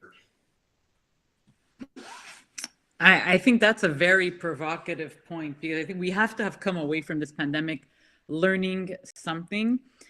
I think that there's a benefit to decentralizing the testing, empowering individuals to test themselves if kits are available, and this could go potentially for other viruses. But for this, we need an extremely carefully structured setup to be able to report, otherwise the data is lost. And I just don't know, coming out of this pandemic, and I'll speak for our side of the ocean, I guess, how we'll be left resource-wise in terms of abilities to keep on testing people aggressively at a maintenance level. I think we're going to have to recover from this. So I think this is where I'd be excited to hear about new platforms, new technologies, things that are very user-friendly and accurate. And I know Dr. Plebani's been very invested in this sort of stuff. But what are some new things that could be emerging as possible if we're trying to be innovative here? I totally agree with the Professor Tai's comment, and I'm involved, but still much work to do about the breath test. Breath test for COVID disease should be really a breakthrough, an option that should be pursued. Unfortunately, from a technical viewpoint, standardization is not so easy, and should be other research is needed. But I totally agree with your view. Mm-hmm. Dr. Gambo, you had your hand raised. Yes, following on that, a new platform. So in here, and in some provinces, unfortunately not in Quebec anymore, but the surveillance is done in wastewaters, testing wastewaters to see the emergence of, the global emergence of the virus. And it's also where we can identify new variants more easily. So I hope in Quebec we will have that on the long term, because not for personal diagnostic or transmission, but to know if a new wave is coming and prepare so that we can relax in between. And then if it's starting again, then we can reactivate some of the platforms. But I was wondering if on your side, that's something that is considered to have a more populational surveillance, and if you do that, and if that works or not. Dr. Tanan, can you comment on that? Because I think that's a very important question. Yes, of course, we need to think about a public health point of view, because the new scenarios will need to start thinking about a new kind of surveillance, a new way to surveillance the circulation. For public health surveillance purposes, we should consider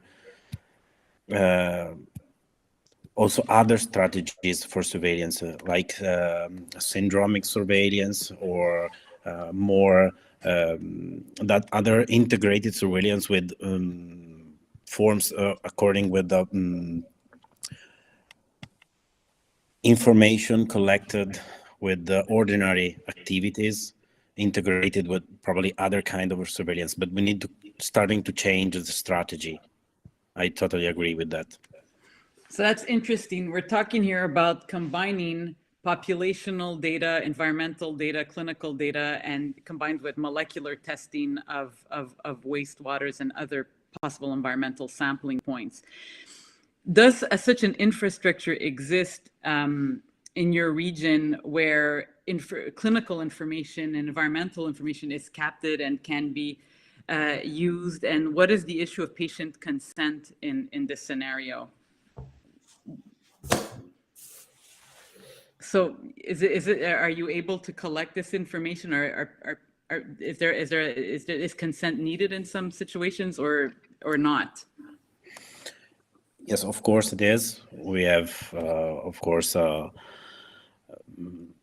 important attention on privacy and consent in order to collect data and being able to integrate them in our biosurveillance system that was put in place since the beginning, and it was object of a specific attention even from a private consent point of view. But we believe it is really important to integrate information because there's not just one type of surveillance that can describe completely the epidemic and the different scenarios. So it is important to put them together in order to read the phenomena and the situation. And this is what we try to do since the beginning, but we still need to work on it and to probably integrate other information from GPs, from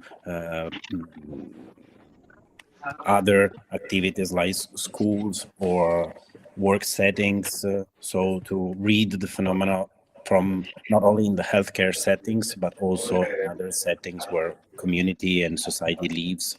Of course, like what Professor Plebani was saying, since Omicron gives us situation where positivity is not associated with symptoms, we need to read the epidemiological surveillance even from other point of views. Absolutely, absolutely. Dr. Plebani.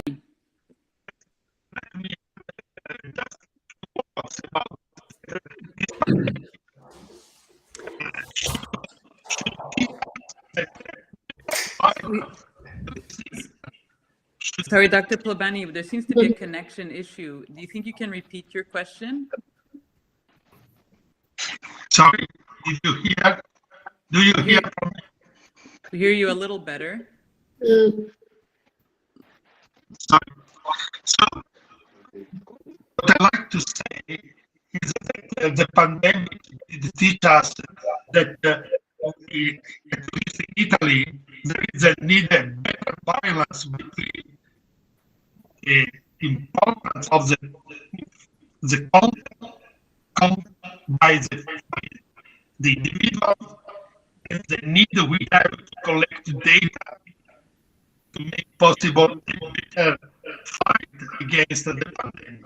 So we need to work closely to integrate our vision to achieve a better job.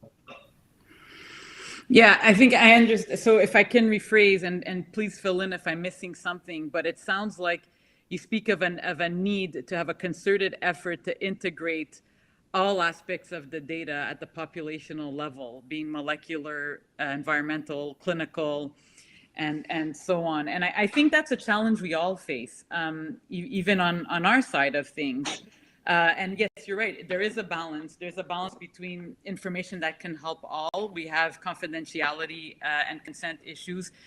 But I think this pandemic has taught us that we have to move towards a scenario where, in a sense, we all contribute to the research.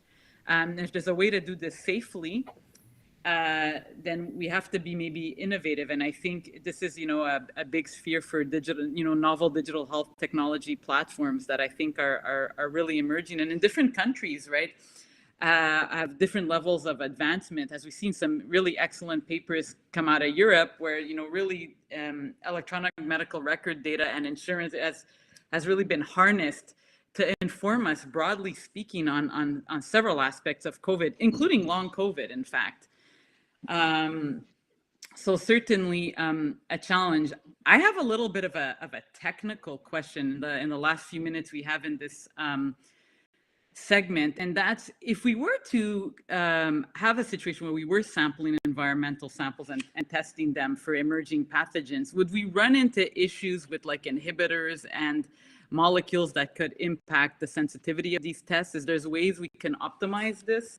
And this is a very technical question. Maybe I don't know if Dr. Plebani, maybe Dr.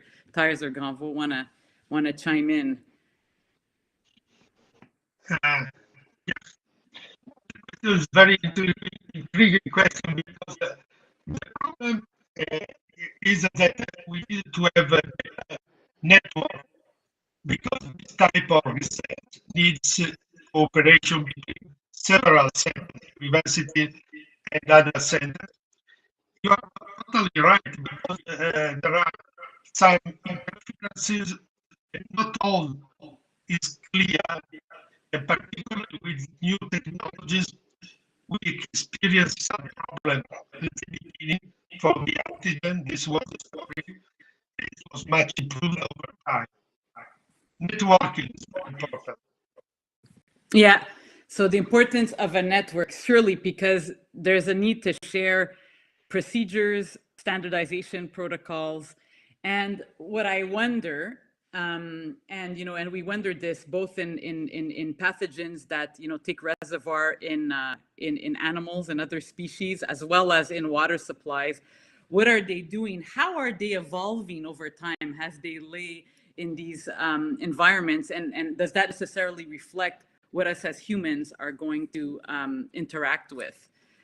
So there's probably also an evolutionary aspect of this kind of monitoring, perhaps. Does anyone have another question, other questions relating to monitoring and testing platforms? Yes, Dr. Tyers.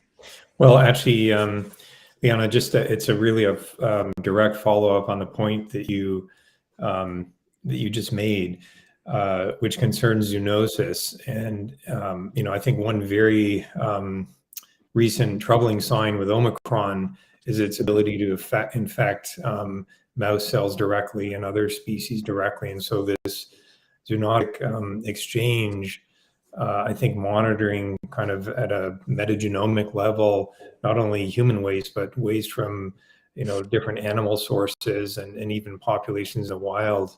If you really want to think proactively about these kind of problems, this has to be part of it. And I think Michele he had one or two words on one of his slides, One Health, which I think encompasses this entire problem. So I was wondering if he had any more, or any of the panel members had other thoughts on this.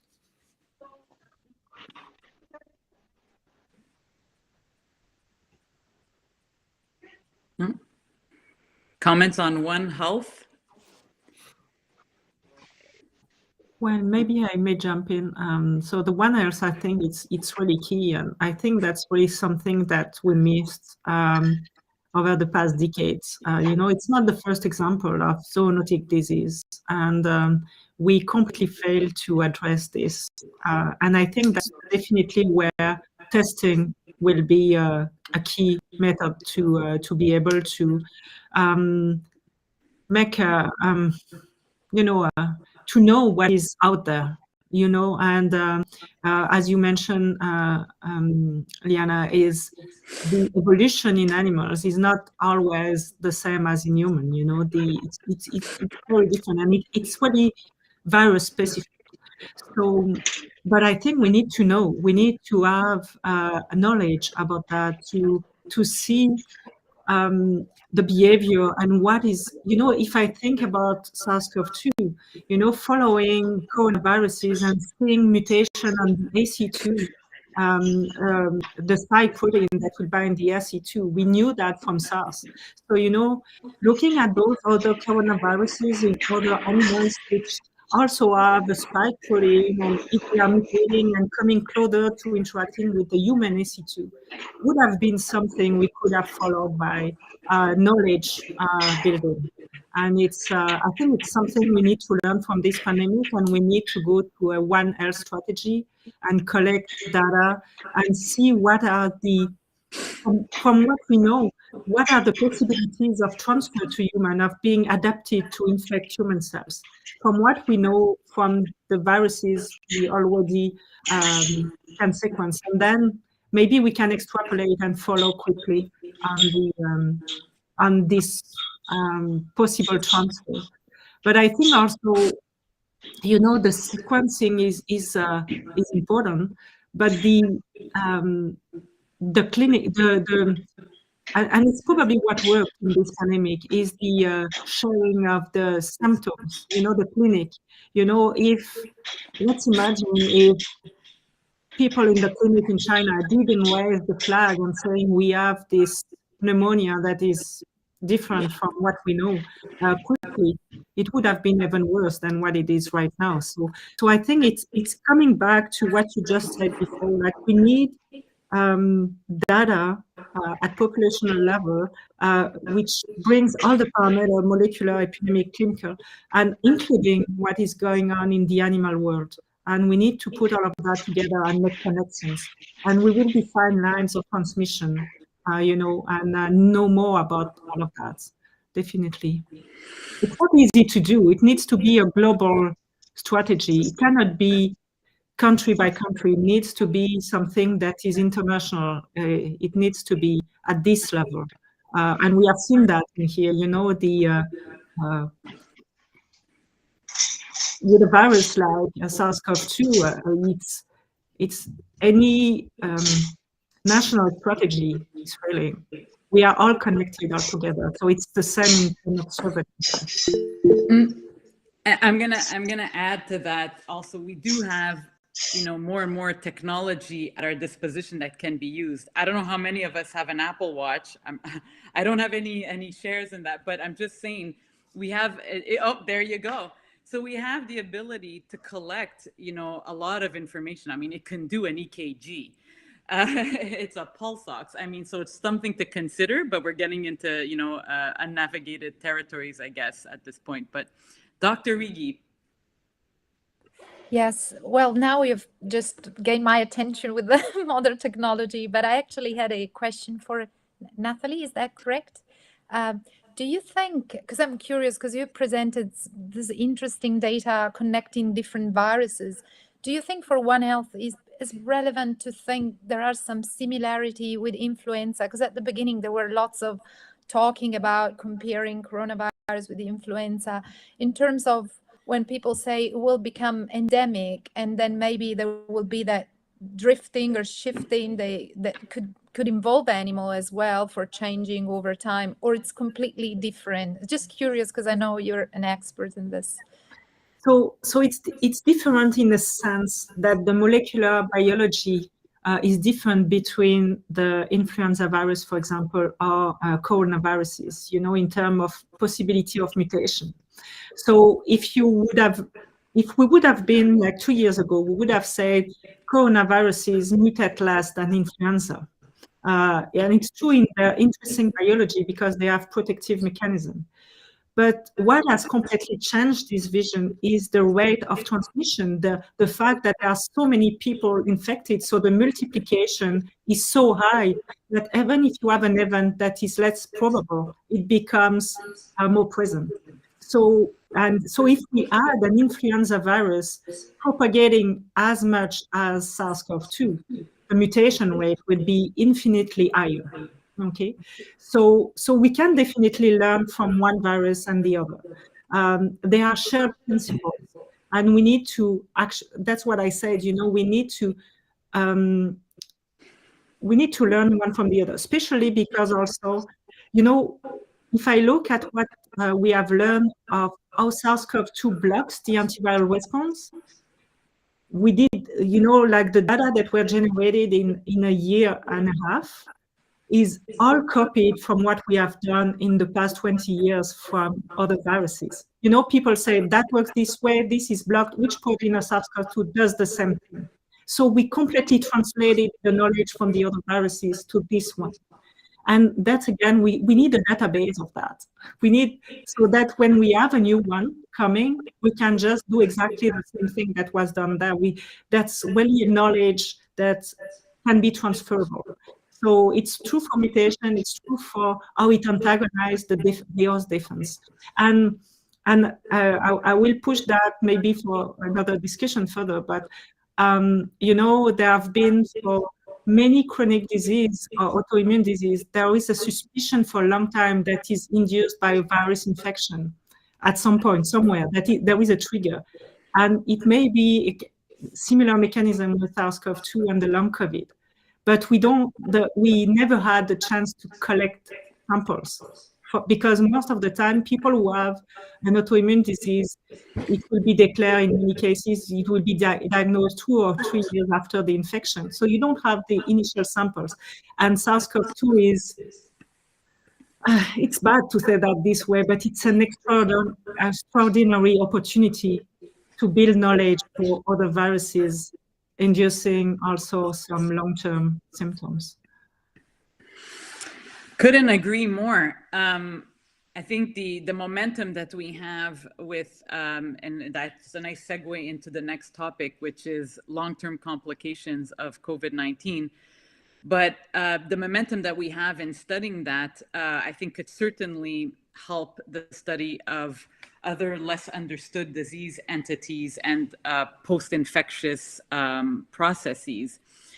So again, connecting these two topics, one of the issues we're going to face, and I would really like to hear Dr. Righi on this, is how are we going to diagnose long COVID if we have less testing and with auto tests? How do we situate this in the setting of serologies that are useful up to a certain point? What is your approach to this? How are you going to identify, Dr. Righi, patients with long COVID now as we get through Omicron?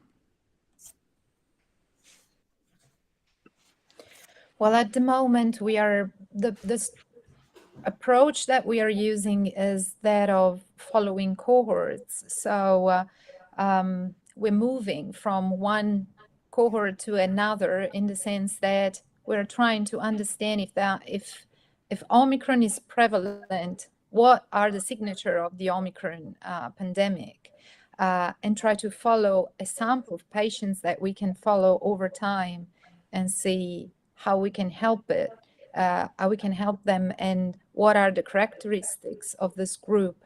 So I think at the moment what you're saying is probably moving from a research type approach that we can still do because we are following up patients we started with at the beginning of the pandemic to a more general approach to the population, which is difficult, of course. I think these patients from the Delta maybe variant still need a lot of help with their long-term consequences. We still haven't given a final time for saying, well, after 18 months, all the symptoms have gone. Maybe they last even longer. When I started to study the long COVID, I found articles that arrived up to, I think, 2 years after ARDS, saying that patients were still symptomatic. So I think the research has to go on with the cohorts we already have to try to inform the current situation. And we probably have to get as many data as we can for Omicron now that we have started to follow up lots of patients with the Omicron variants.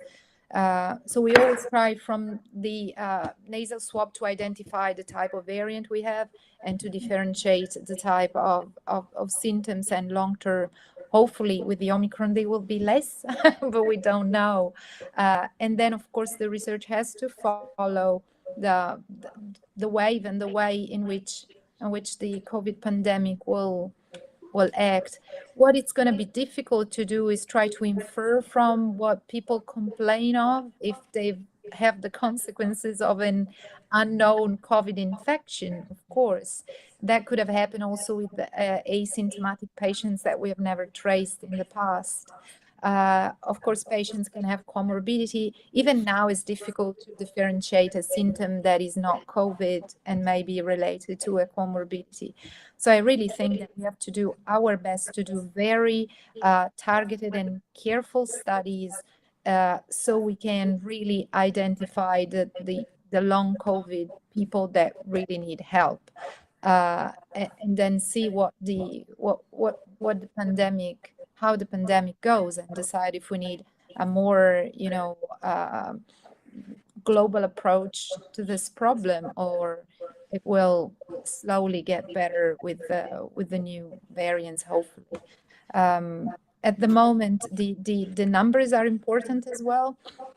I think they're going back to the modern technology. I've seen studies involving thousands of patients that could have been followed up with modern technology over time and see how the symptoms were going. That was possible for some outpatient group. I've also seen studies trying to predict occurrence of COVID using modern technology. Very interesting. So probably this can help as well. But of course, I think the tricky part is to decide if all these patients will have to go under the classic diagnostics using the nasopharyngeal swab, and if we need to have the type to detect the type of variant for them in a large scale, because now it is possible because we are setting up very targeted studies. But they have to be, we have to be very careful to do them in the best way possible to inform what is going to happen in the future. I completely agree.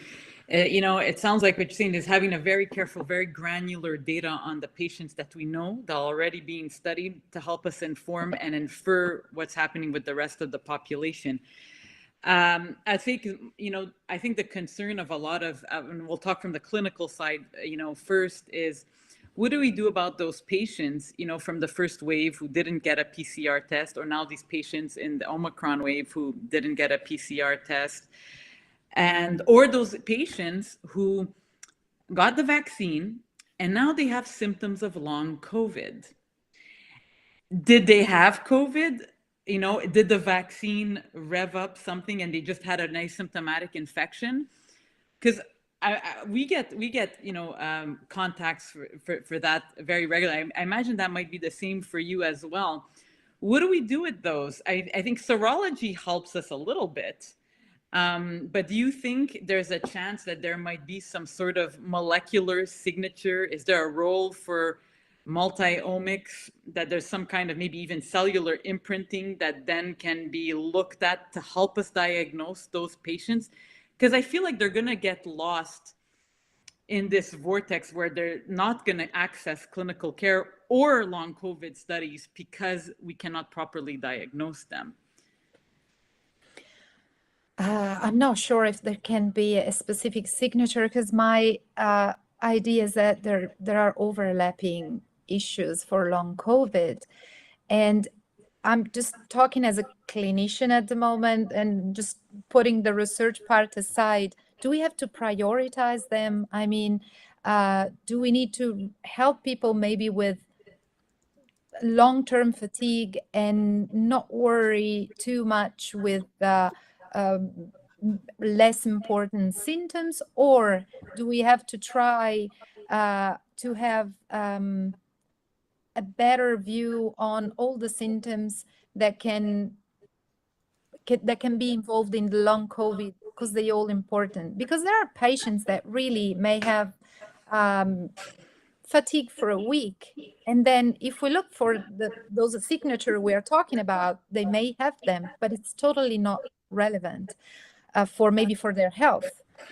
So I think the question for also investing money in it or for research in it is that what are the patients we really need to help not to get long COVID, or to help them with long COVID in order to get, you know, whatever we can for helping them. And if there are different types of long COVID, do we have to prioritize the neurological long COVID rather than the muscular long COVID? So again, I think the research is crucial, because then we need to find where to move in the future because it's very interesting to do all this deep research, but then we have to remember always which patients we really want to help. Many patients ask for therapy and they confuse, or maybe they talk about long term fatigue, or they talk about other diseases that can remind them of the long COVID, and we need to make sometimes we're worried to make confusion, or we have no idea how to help them because they move from one specialist to another.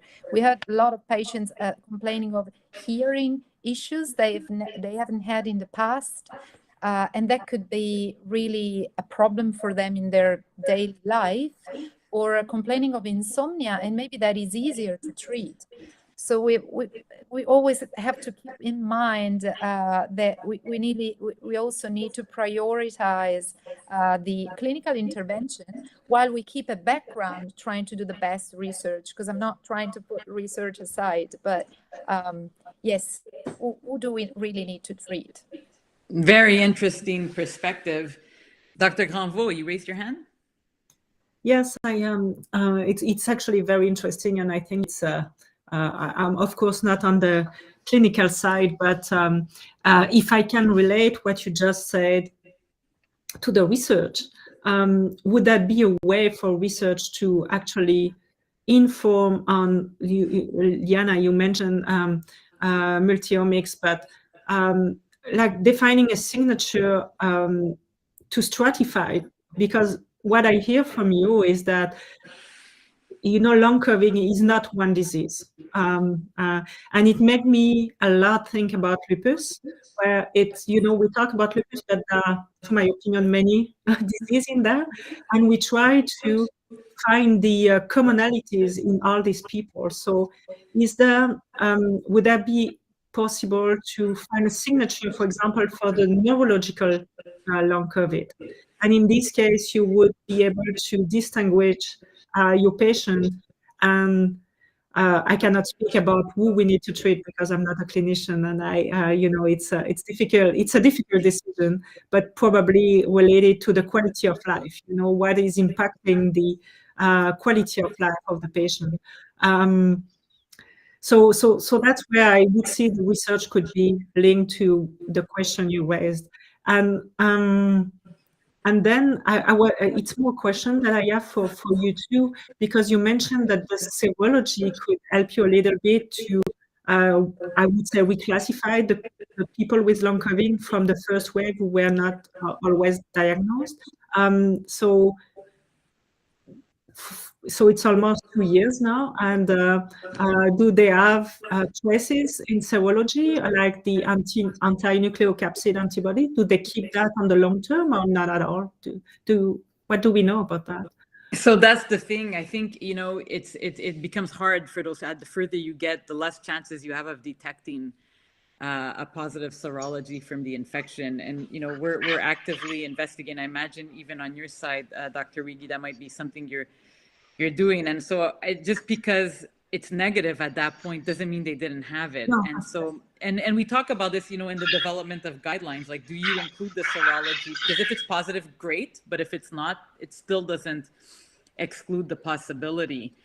I completely agree with you about this concept